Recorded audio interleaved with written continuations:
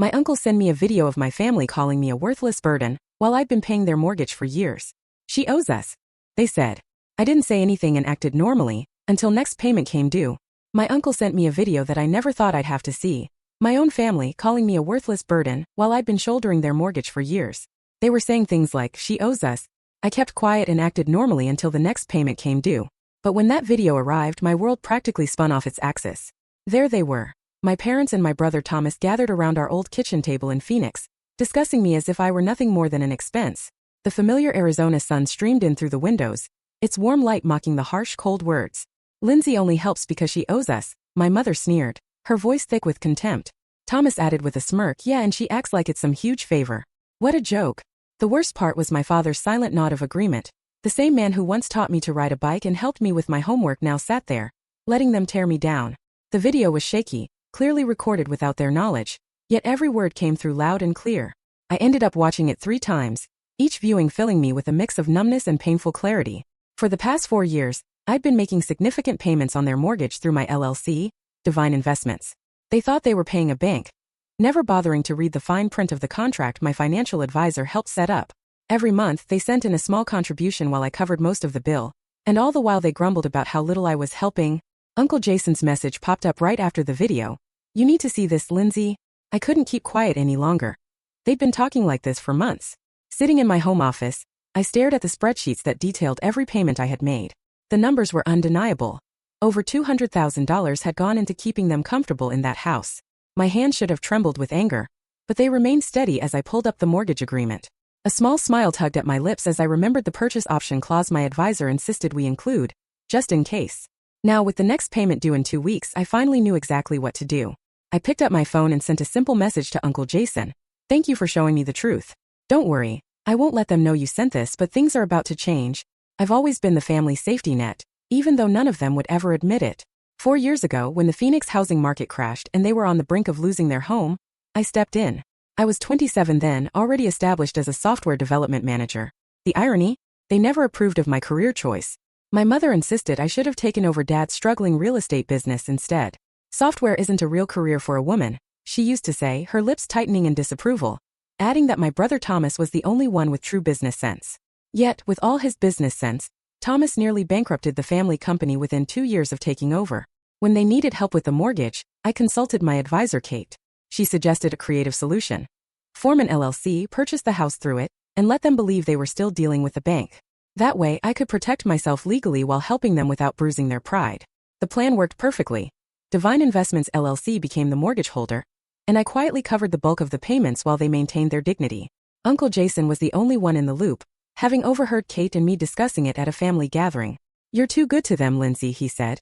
They don't deserve your kindness. I defended them, they were family after all. They might not understand my choices, but they'd always given me a home. Yet, as I watched that video for the 4th time, I realized how wrong I had been.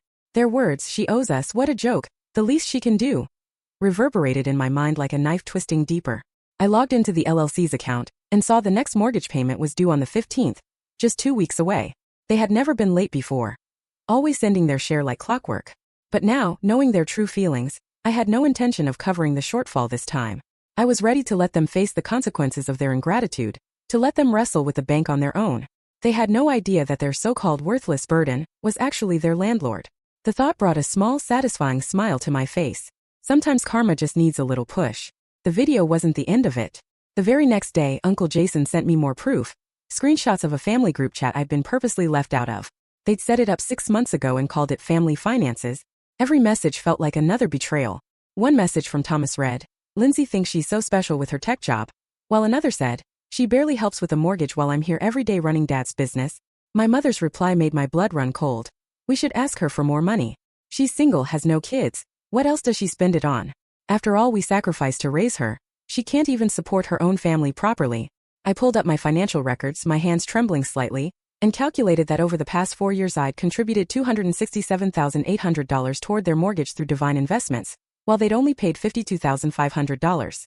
They believed that their $1,100 monthly payments to the bank covered it all, completely unaware that I was picking up an extra $5,400 every month. Then my phone buzzed with a text from my mother.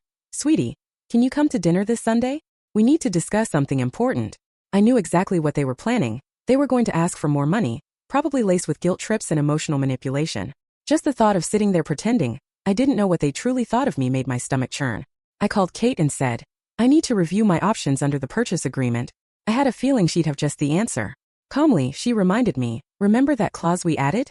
If they miss a payment, Divine Investments can exercise the purchase option immediately. The house becomes yours outright, and they turn into month-to-month tenants. A plan began to form. And if they were late on rent, Arizona eviction laws would kick in, giving me the right to issue a notice. She paused and asked, Lindsay, are you sure you want to go down this road?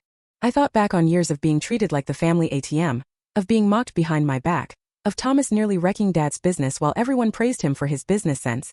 I recalled every disparaging comment about my career, my choices, and my supposed obligations. Yes, I replied steadily, I'm sure. But I wasn't going to let them know yet. I texted my mother back, of course, I'll come to dinner. Looking forward to it. I added a heart emoji. Ironic but necessary. After all, they taught me well. Sometimes the best revenge is delivered with a perfect poker face. With the next mortgage payment due in 13 days, for the first time since this whole arrangement began, I wouldn't be there to catch them when they fell. Sunday dinner felt like an exercise in self-control. I arrived at their Phoenix home exactly at 6 o'clock, with the setting sun painting the desert in brilliant shades of orange and purple. The house, technically my house, looked exactly as it had for the past 20 years. The familiar aroma of my mother's lasagna filled the air. A calculated choice meant to evoke memories of happier times. Lindsay, sweetheart, my mother greeted me as she rushed in for a hug, her new designer bracelet catching the light. I noticed it was new, likely bought with money that should have gone toward their mortgage payment, due in 9 days. Thomas was already at the dining table, looking especially smug in his crisp business casual attire. Hey sis, good of you to join the family, he remarked.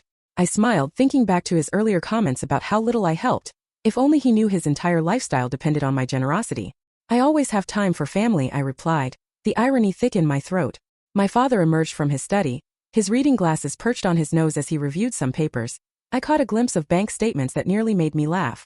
They were clearly preparing their pitch before dinner. My mother began setting the lasagna on the table. We wanted to talk about something important, she announced, glancing at Dad, who nodded in encouragement. Of course, I said, serving myself a portion. What's on your mind? Thomas cleared his throat before saying, well, as you know, Dad's business has been facing some challenges. The real estate market isn't what it used to be. I took a bite of lasagna, chewing slowly.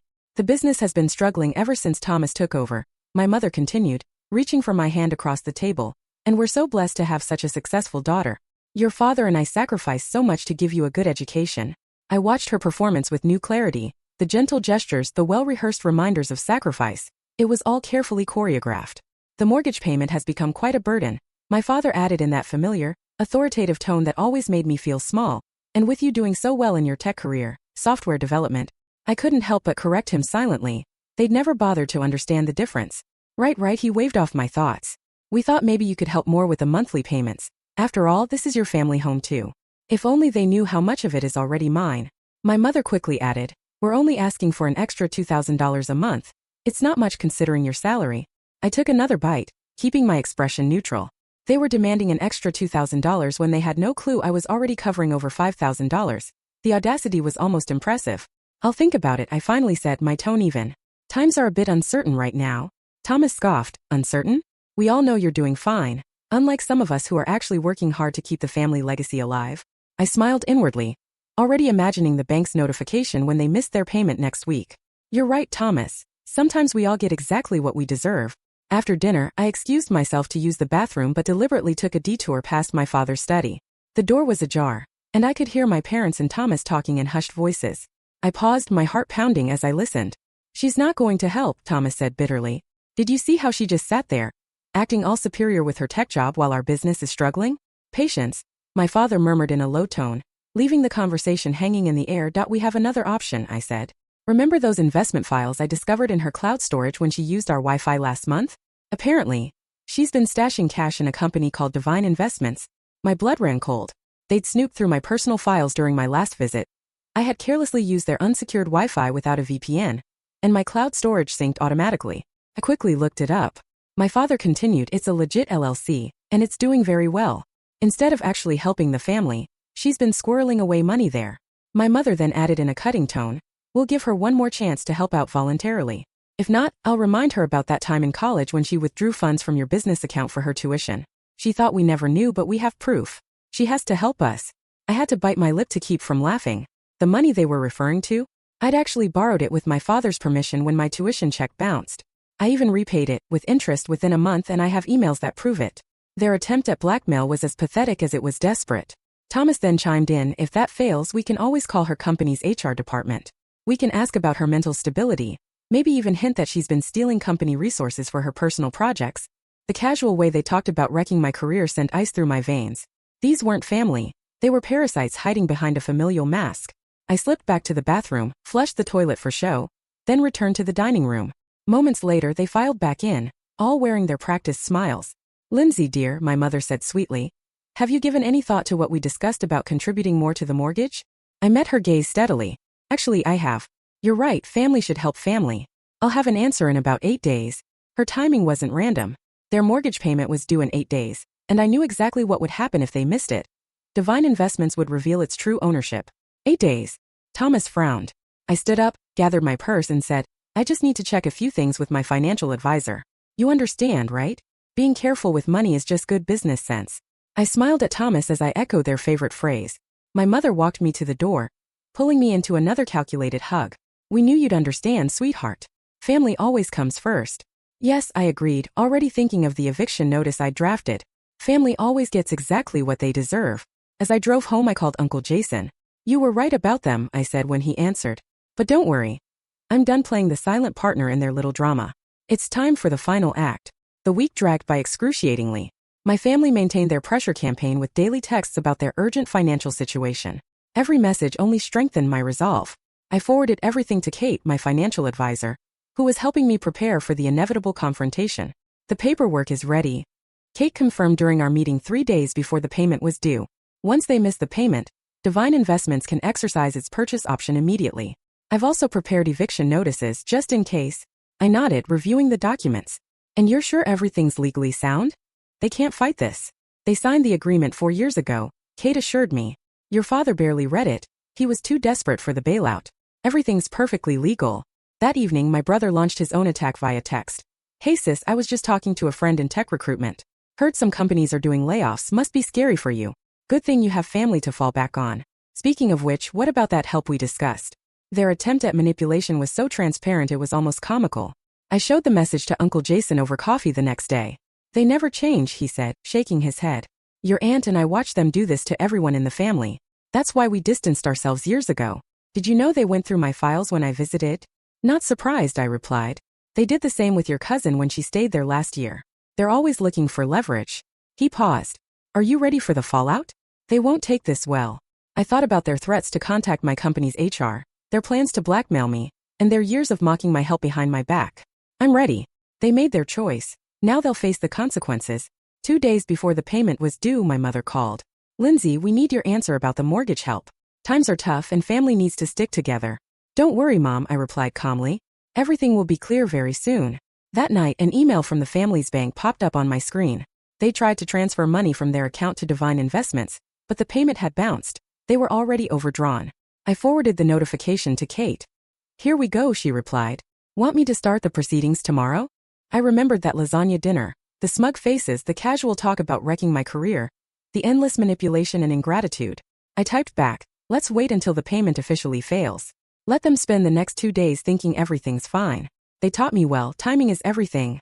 I opened my laptop and began drafting an email to my company's HR department, documenting my family's threats and including all the evidence Uncle Jason had gathered. It was better to get ahead of their potential attacks. The end was in sight, and I wasn't leaving anything to chance. Sometimes I muttered to myself, the best revenge is simply letting people face the consequences of their own actions. The payment deadline came and went at 9 a.m. sharp. Divine Investments' automated system sent out its default notice.